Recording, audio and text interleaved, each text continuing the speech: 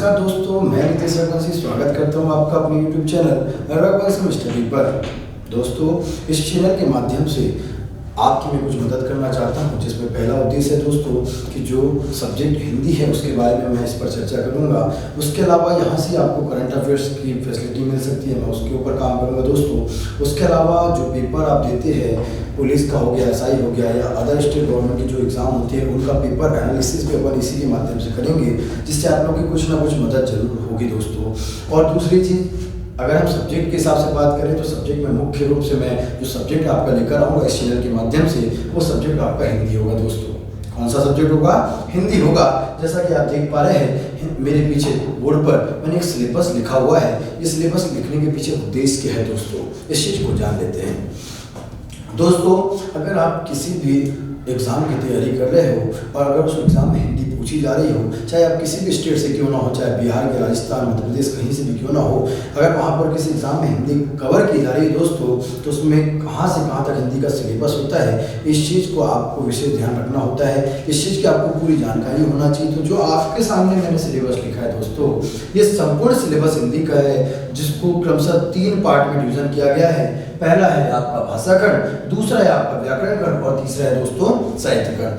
Actual अगर मैं आपको बता दूं तो मध्य प्रदेश SI का जो एग्जाम है उसका संपूर्ण सिलेबस लगभग पूरी हिंदी को कवर करता है। वो एग्जाम जो होता है मध्य प्रदेश सब इंस्पेक्टर का, जहां पर दोस्तों उसका पूरा का पूरा सिलेबस मैंने आपके सामने लिखा हुआ है। इससे क्या होगा, इससे ये समझ में आता है दोस्तों कि आप इसके अलावा कोई भी एग्जाम दीजिए, अगर हिंदी वहां पर पूछी जा रही है तो इस सिलेबस से बाहर हिंदी का कोई भी क्वेश्चन नहीं होने वाला है। तो आपको इस चीज़ का विशेष ज्ञान होना चाहिए जब आप किसी प्रतियोगी परीक्षा की तैयारी कर रहे हैं दोस्तों, कि किसी भी सब्जेक्ट के अंदर कितने टॉपिक को पूछा जा रहा है, किस टॉपिक के अंदर सब टॉपिक क्या है, उनके ऊपर आपको पता होना चाहिए। उसके अलावा कहाँ से कितने नंबर का क्वेश्चन आता है, ये चीज़ का आपको प्रीवियस ईयर के पेपर के माध्यम से एनालिसिस करते आना चाहिए, और फिर आप उसका एक प्रारूप तैयार कर सकते हैं और फिर अपनी जो तैयारी है उसको एक मुकाम दे सकते हैं। बिना मंजिल के, बिना रास्ते के अगर आप मंजिल तक पहुंचना चाहेंगे दोस्तों तो इतना आसान नहीं होता। तो ध्यान रखिए, अगर हिंदी की मंजिल, हिंदी को अगर करना है, अच्छे से कंप्लीट करना है, तो पहले हिंदी में किस किस मार्ग से होकर हिंदी गुजरती है वो तो आपको पता होना चाहिए। इसका मतलब मैं सीधी बात करता हूँ अभी आपसे कि हिंदी के अंदर अगर बात करें तो कौन कौन से भाग आपके सामने दिख रहे होंगे। देखिए, आपके सामने दिख रहा है दोस्तों भाषाकरण, दूसरा है व्याकरणकरण और तीसरा है साहित्यकरण। जैसा कि टॉपिक मुझे बताने की जरूरत नहीं है, आप प्रॉपर देख पा रहे होंगे कि भाषाकरण में हिंदी भाषा का विकास, हिंदी भाषा का इतिहास, भूगोलिक विभाषा, राष्ट्रभाषा, राजभाषा, भाषा लिपि की बात की जाती है। अगर इन टॉपिक को देख के समझ में आ रहा है दोस्तों कि हिंदी भाषा का इतिहास होगा तो वहाँ क्या हो सकता है, तो हिंदी भाषा के इतिहास में हिंदी का नामकरण कैसे हुआ उस पर बात की जाती है। हिंदी भाषा के विकास में क्या बात की जाती है दोस्तों, कि आज जो आप भाषा हिंदी बोल रहे हैं, क्या ये पहले से हमारे पूर्वज भी यही भाषा बोलते थे, क्या उनके पूर्वज भी यही भाषा बोलते थे ना। सबसे पहले हमारी संस्कृत आई थी, उससे फिर हिंदी आई है, तो कैसे आई है, कहाँ से उसका स्वरूप बदला है। तो ये चीज़ों का जो अध्ययन करते हैं वो कहाँ करते हैं दोस्तों, हिंदी भाषा का विकास। ऐसे आप ये सब टॉपिक की बात करते हैं। ऐसे साहित्यकरण में काल विभाजन की आदिकाल क्या है, विकाता काल क्या है, उन पर बात करते हैं।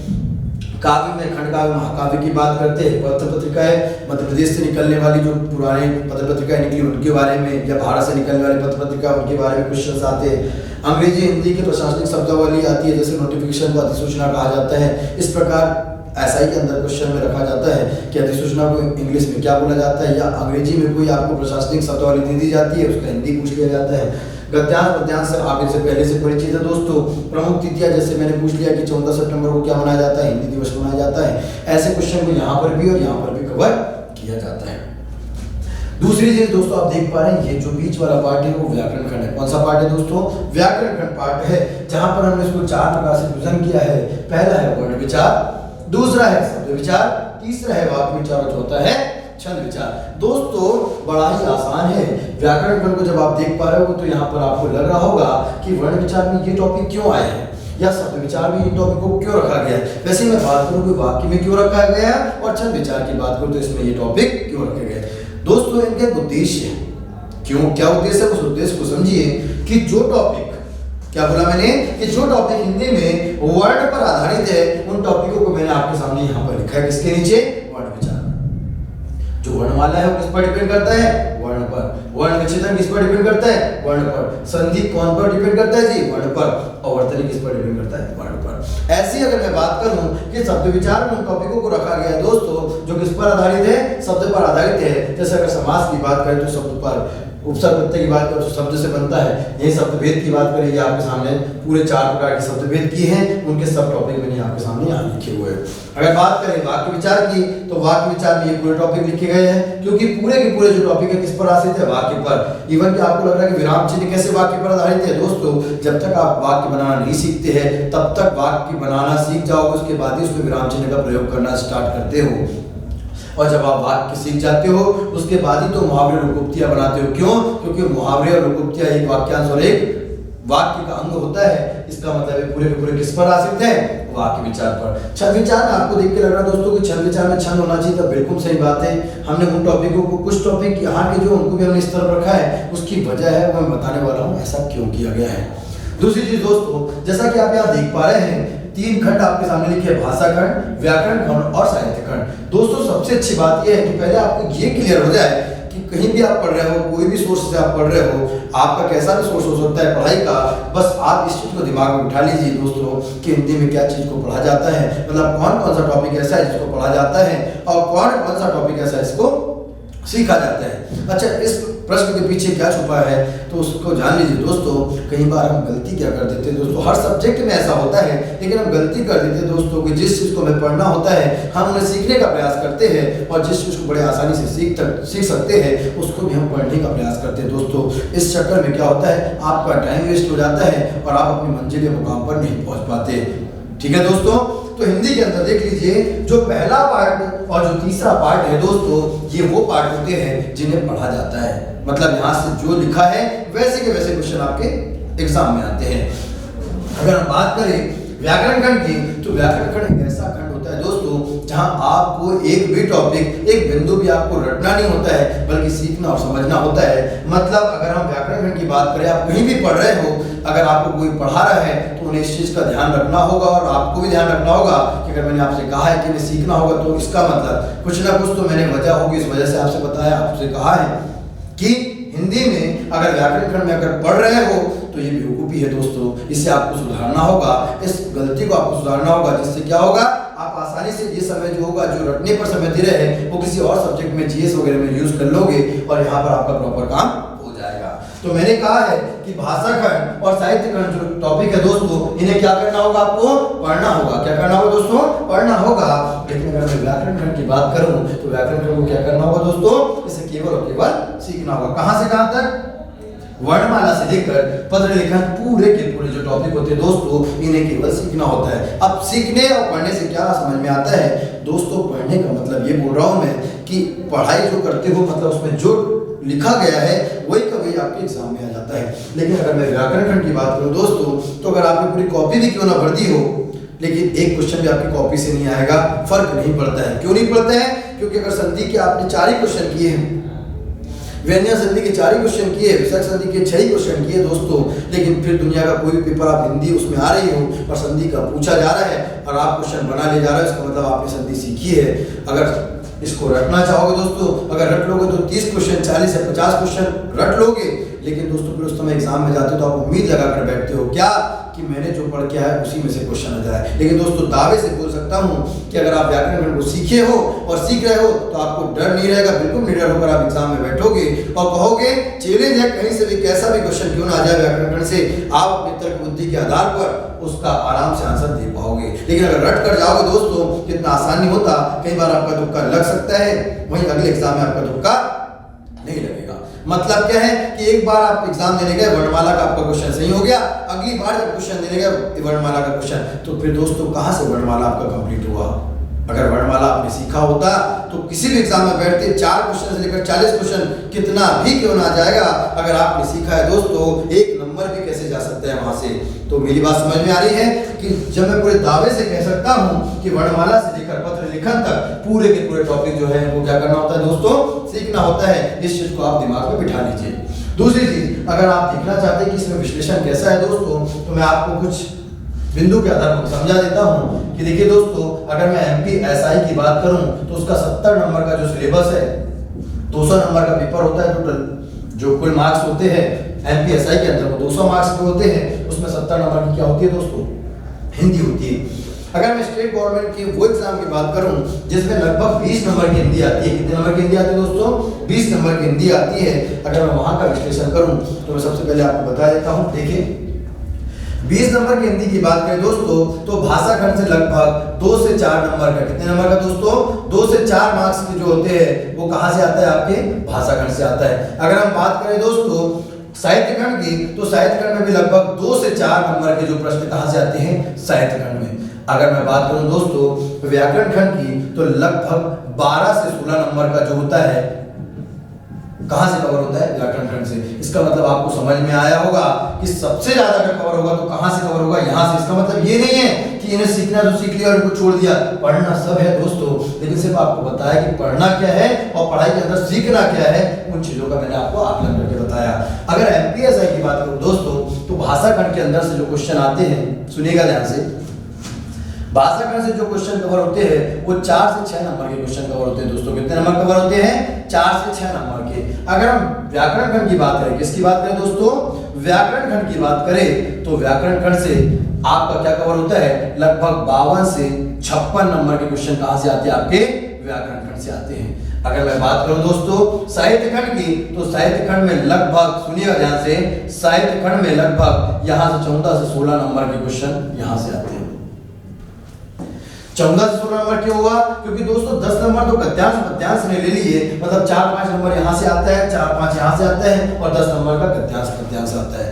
पद्यांश में कई बार ऐसा होता है दोस्तों कि कई बार व्याकरण खंड के जैसे विलोम शब्द, कई बार संधि क्वेश्चन निकाल कर पूछ ले जाते हैं, तो कहीं ना कहीं गद्यांश पद्यांश में भी 3 से 4 नंबर कहाँ का जुड़ा होता है, व्याकरण खंड का। तो आपको ये सिलेबस समझ में आया कि मध्य प्रदेश एसआई की अगर मैं बात करूं तो उसके सिलेबस में कहां से कैसे क्वेश्चन आते हैं, कैसे क्या करना होता है। 20 नंबर का अगर कोई एग्जाम हो रहा है जहां पर हिंदी 20 नंबर की आ रही है, उसमें किस प्रकार के नंबर आते हैं, किस खंड से, ये चीज आपको क्लियर हो चुकी होगी।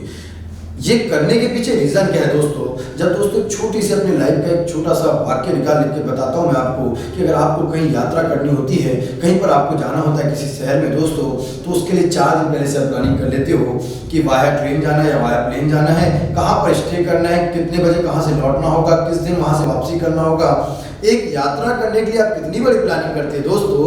और वहीं अगर मैं बात करूं जो आपका पूरा जीवन बदल सकता है, ऐसे एग्जाम की तैयारी आप जब कर रहे होते हैं और आपका ध्यान मेन फोकस वहां नहीं रहकर आप सिर्फ चले जाते हो, पढ़ते हो, लेकिन उसकी लिंक नहीं बना पाते हो और उसका नुकसान आपको फिर 1 साल 2 साल और 4 सालों में उठाना पड़ता है। इसका मतलब क्या बोलना चाह रहा हूं मैं कि जब एक यात्रा के लिए आप इतनी अच्छी प्लानिंग कर सकते हैं दोस्तों, तो जिस एग्जाम की आप तैयारी कर रहे हैं वो दिमाग में पहले क्लियर हो जाए कि उस पर्टिकुलर एग्जाम में कितने सब्जेक्ट होते हैं।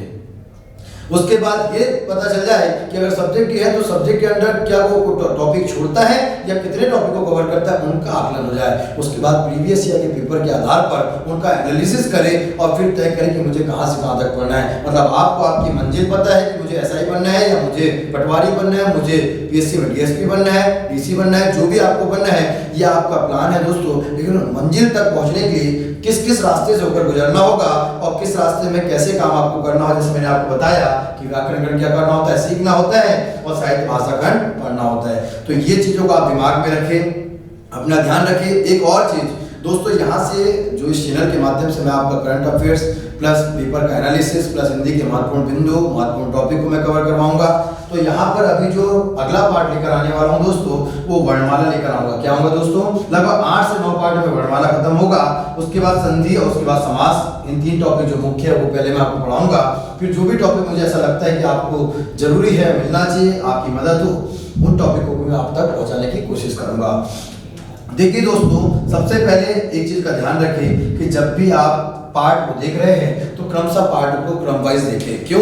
क्योंकि क्रम वाइज देखने का मतलब क्या समझ में आता है दोस्तों कि जब तक आप, अगर मैंने 4 पार्ट आपको वर्णमाला के प्रोवाइड किए हैं तो आपको पहला पार्ट प्रॉपर देखना होगा, उसके बाद ही सेकंड पार्ट को देखें। क्यों? क्योंकि सेकंड पार्ट में अगर कोई चीज़ आप समझना चाहते हैं तो जब तक फर्स्ट पार्ट में जो चीज़ आपको समझ में नहीं आई है, जो कही गई है, अगर उनको आपको समझ में नहीं आएगा तो ये पॉसिबल नहीं है दोस्तों कि सेकेंड पार्ट में कंप्लीट हो पाए।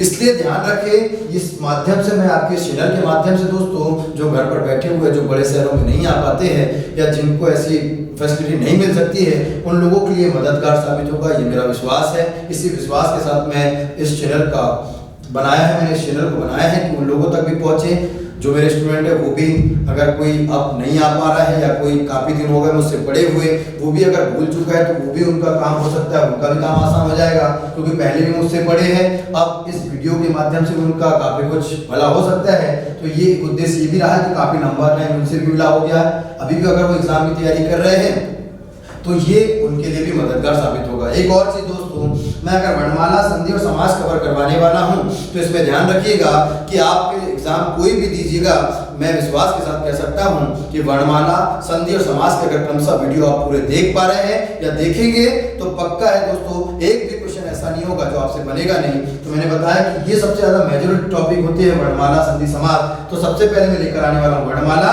फिर लाऊंगा मैं संधि और उसके बाद में समास। विश्वास करिएगा दोस्तों, मेरे साथ जुड़े रहिएगा और आपके सपोर्ट की जरूरत है। जिन लोगों को जरूरत है मेरे साथ, आप उन लोगों को सपोर्ट करने का एक माध्यम बनिए, वहां तक इस चीज को पहुंचाइए, काफी लोगों का भला होगा। क्योंकि मैं वैसे ही पढ़ाने वाला हूं जैसे क्लास में, ऑफलाइन क्लास में पढ़ाई जाती है, वही टेक्नोलॉजी के साथ, वही प्रकार से मैं आपको पढ़ाऊंगा, समझाऊंगा। इसलिए ध्यान रखें और सभी लोग क्रमशः वीडियो देखते चले। दोस्तों ये मुझे पूरा विश्वास हो गया, मुझे तो विश्वास है, आप भी विश्वास कर लीजिए दोस्तों। थकना नहीं है दोस्तों, रुकना नहीं है मेरे दोस्तों, थकना नहीं है मेरे दोस्तों, रुकना नहीं है मेरे दोस्तों। सफलता पास है, सफलता पास है। क्यों? क्योंकि सच्चा रघुवंशी आपके साथ है दोस्तों। इस चीज को अपने दिमाग में बिठा लीजिए, मैं बिल्कुल आपकी मदद के लिए तैयार हूँ। बस आप सब कुछ पढ़ने के बाद, क्रमशः पढ़ने के बाद आप किसी बुक से क्वेश्चन लगाइएगा, आपसे बनेगी, ये मेरा वादा है आपसे। ठीक है दोस्तों, तो अगली मुलाकात होगी अगले पार्ट में वर्णमाला के साथ। जब तक आप अपना ध्यान रखें। वंदे मातरम, जय हिंद, जय भारत।